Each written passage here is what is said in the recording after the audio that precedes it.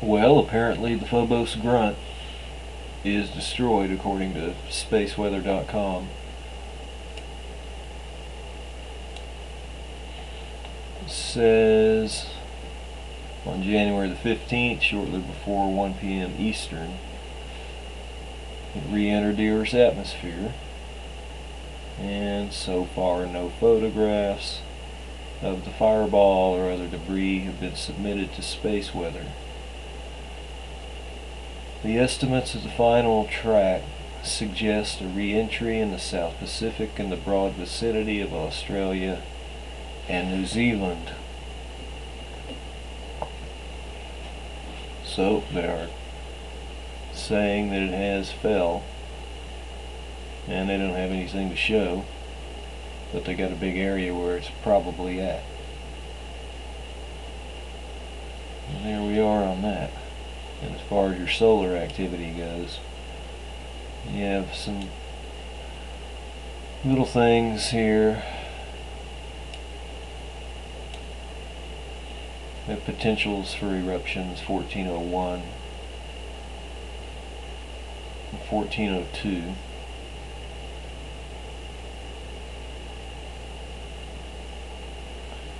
%30 chance ends next day. And this guy got a good picture of some polar stratospheric clouds from Sweden. I've seen them for 3 evenings over Oslo, but the ones on the 13th, the most dramatic and beautiful so far.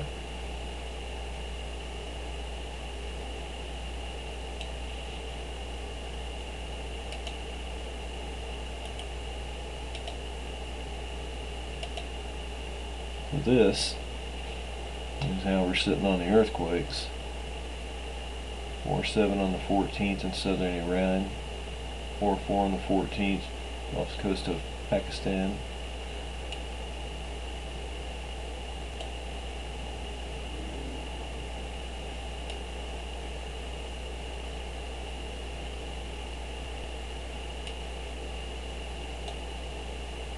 And the 4-7 on the 15th, the coast of northern Sumatra. They don't like to hear that, they just had their biggie. 4-5 on the 14th in Indonesia.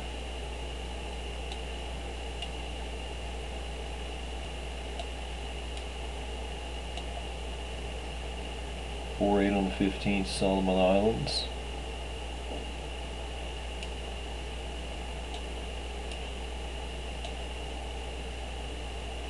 A few days ago, New Zealand had a 4-6, I believe it were.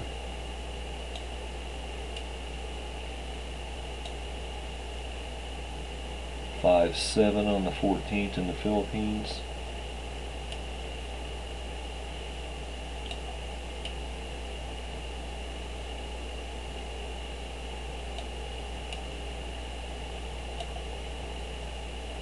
(4-7) on the 14th in Japan. 4-8 on the 14th. 4-6 on the 14th. 4-7 on the 15th. In the Sea of Okhotsk. 4-9 on the 14th in Russia.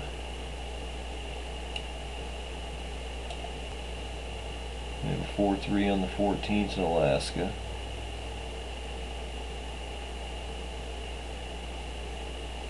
We had a 4-9 on the 12th. 3.5 on the 15th, way up in the northern part. 3-4 on the 15th here. 13th, 4-7 on the Canadian region. 2-2 on the 14th in Canada. 2-8 on the 15th in western Texas. Quite a bit of 2 activity in the California region along the coast. 2-2 on the 15th in Nevada. 3-2 on the 15th in Mexico. 2.5 in Mexico.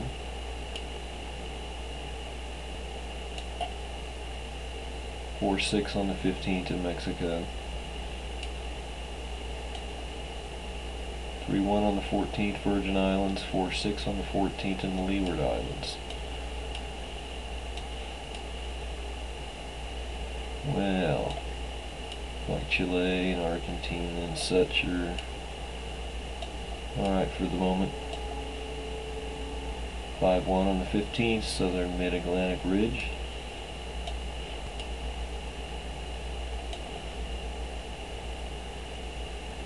.6, January the 15th, South Shetland Islands.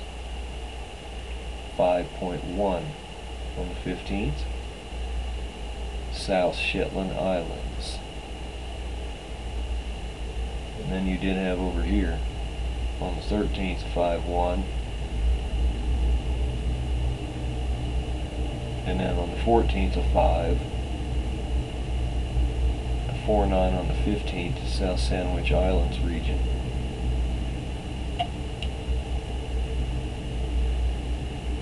Well, they did have, let me show that again, way down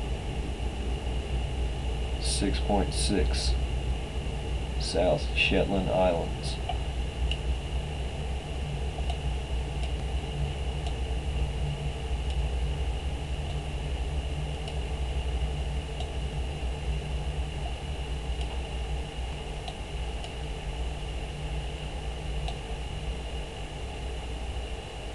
Remember a few days ago you had a 5.5 here on south of Africa.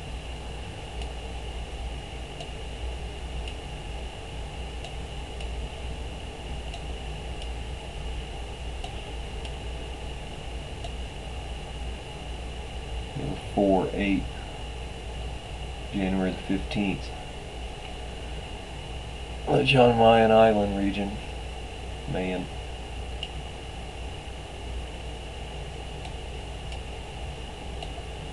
I think we pretty well covered the world now. Let me see where the big activity was, way down to the south.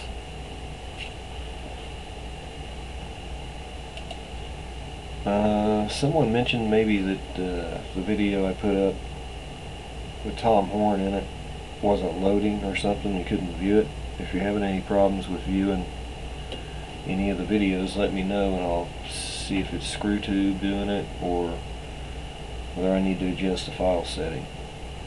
Anyway, the main thing they were talking about was the Apocrypha, ancient books, ancient writings, Book of Enoch,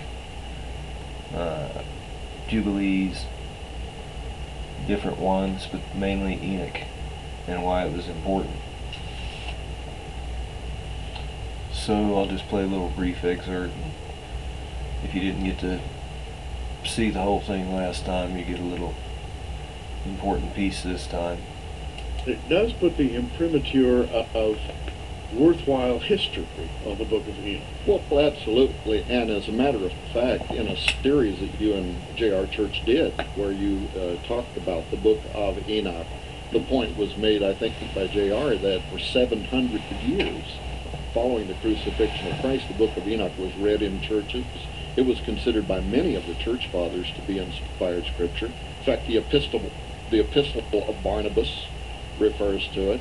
Clement of Alexandria, who was a personal friend of the Apostle Paul, accepted it as divinely inspired, as scripture. And so many of the early church fathers did.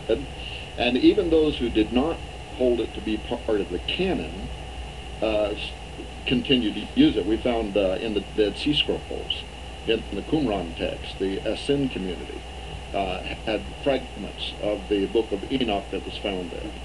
And so historical records that they used in the same way that we would use them today, and in the same way we're actually encouraging people to have them as a library of researchable text that can help in understanding biblical times. But the Book of Enoch has a lot of very amazing qualities to it too.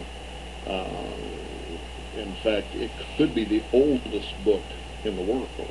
It could well be, and if you just take the Bible at its face value, Enoch was written in the days of Jared, which dates it, right? I mean, Enoch lived in the days of Jared before God took him, and he was seen no more on planet Earth. He was physically taken aloft, and so we know when he lived on Earth. That must be the time he wrote the book. And the fascinating thing to me, Tom, is that he wrote about the end times. Of all things, living as far back in history as he did, he looked way into the future, and he wrote about the tribulation. He wrote about God's judgment. He wrote about the things the angels were doing in order to bring about God's plan. And he took many amazing journeys, which he recounts believably. That is, there's a lot in the book that just has the ring of authenticity. Right. In fact, in that series with you and JR, I keep referring to it because I happened to be watching it last night, knowing that I was going to come down here and talk with you about this, and I was just reminded at what a superb program that was. Probably some of the best ever recorded in prophetic television ministries. But you made a point that really stood out to me, and it went to verifying the authenticity of Enoch's account, where he's describing taking his tour of the earth, and he's in that house. We can talk about that house too if you like, but a flying house. Well, that was a nice one. A little brief snippet of information.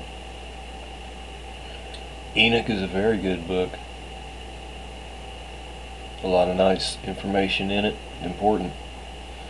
And if it is the oldest book, well, then that would predate the Sumerian clay tablet text. Well, that's some food for thought. Here's some 2012 food for thought. An older show that maybe has been forgotten with Dr. Joy Pugh. Okay, so if, like you say, they have cloned from 1978, right? That's when I think that they took the blood off. Now, they had to play with it, and you don't know what they did as far as playing with it for, trying to decide, to make it do what it was supposed to do. They had plenty of time to work with it before they perfected it, just like with Dolly.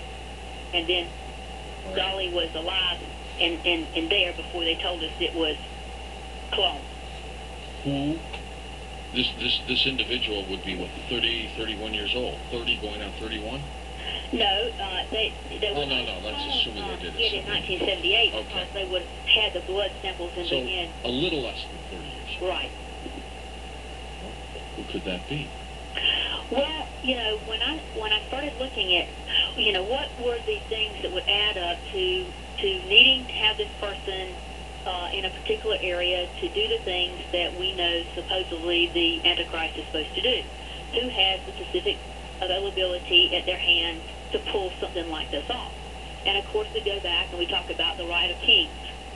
And in looking at who had the shroud prior to it being bequeathed to the Vatican, the Knights Templar Right. are who stole the shroud, which was called the cloth of Edessa, after it was put in the wall there in Edessa by Christians. Stole it, or were they watching over it? Were they protecting it? Well, unfortunately, the Knights Templar were not a Christian organization, and they were actually looking for their own, rights to secrets and histories and mysteries and all this harmonic geometry and all this kind of stuff that they were engrossed in. Again, that goes back to a lot of the things that came out of Cain's lineage. They wanted accessibility to that particular blood because they knew, in fact, from the secret societies from which they stem from, and that being the Essenes and the Rex Dias, that the blood that was on the shroud was actually healing people. And we have record of that even in the Bible, that it was you could look upon it and it would heal you.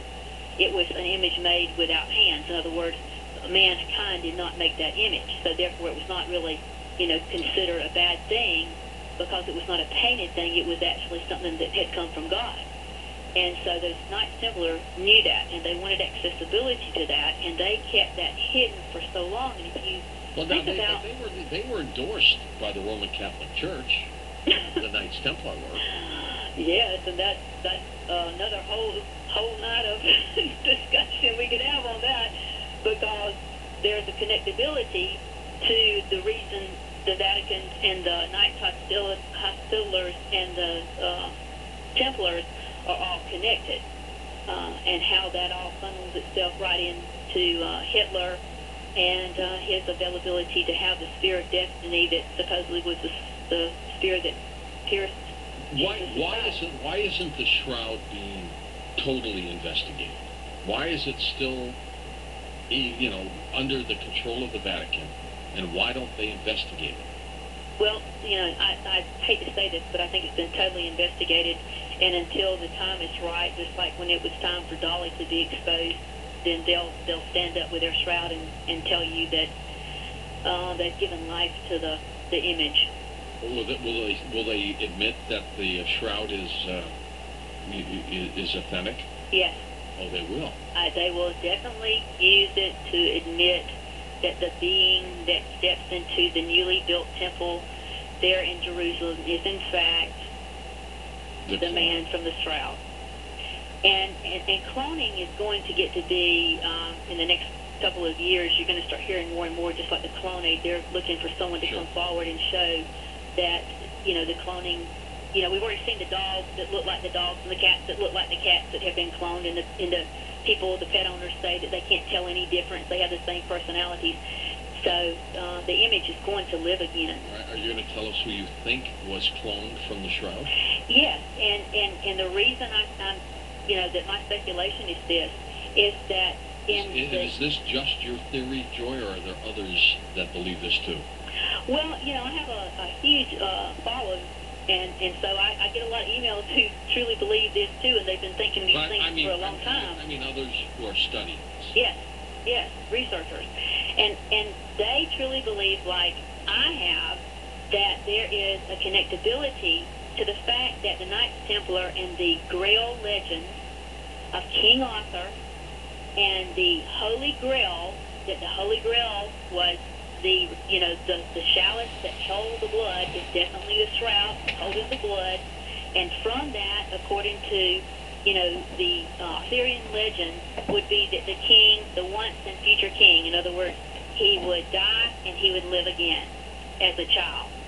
And we've seen that played out even in Mel Gibson's movies, The Passion of Christ, where Satan is carrying an old man child through while Jesus is being beaten, the blood is splattering. So there is a connectability to understand that there was a plan in the very beginning that to be in the image of Christ, when Jesus said, that your body is the temple, and when Daniel says that the abomination of desolation will be when that person stands in the temple proclaiming himself to be God. He will be standing not only in a newly built temple, but he will be standing in the very temple of God, and that's why the abomination is so bad. So who is it? When I did the tracing back, I did it through trying to find out who was trying to make their lineage look like they had connectability to King David. And unfortunately, the person that is the most connected right now to what I call the Merovingian bloodline is Prince William. You mean the late Princess Diana's Prince William? Yes. And that is another thing that in my book I show that Diana was not accidentally killed in an automobile accident, that she absolutely was murdered because she was about to tell somebody about it. And really, in all the things that she did as far as tapes, interviews, she specifically kept telling people over and over, I was used as a birthing chamber. Charles never loved me. She would not even call William by his full name. She called him Will. Why did she call him Will? Because the last three letters of William's name is I am. And his next name is Arthur. I am Arthur. And he is from that royal lineage of that bloodline Merovingians who wanted to bring King Arthur back to life. So you're saying that Prince William looks identical to what Jesus looks like? Oh yes, I would encourage people that are listening tonight to go to my website, and we have absolutely measured his face, his It's body, all the same. everything, and it matches to a T. Did you put a beard on him? Oh, he's got a beard now. He's actually helped us out a little bit on that. In fact, Have you confronted him about this? no, I haven't confronted him. I Does told him he- he's going to give me a call. But I don't Does think he will. even know? Does he even know? Because they say the Antichrist doesn't even know who he is. Well, there's a connectability, there's a parallelization to this. In 2012, William will be 30 years old. That's when the Mayan calendar says that the serpent will come down from the sky and come down to earth. Man, When that's- Jesus was 30 years old. That's wild, Joe. That's wild. We'll be back in a moment. We'll open up the phone lines now on Coast to Coast AM. Well, that's something interesting, isn't it? Will. Is old Will here going to turn out to be him? He might. We do get into that right to rule, divine right stuff, where they claim the blood goes way back. 2012, 30 years old. 2015, age 33. We'll keep an eye on you this year, Will. See what's going on.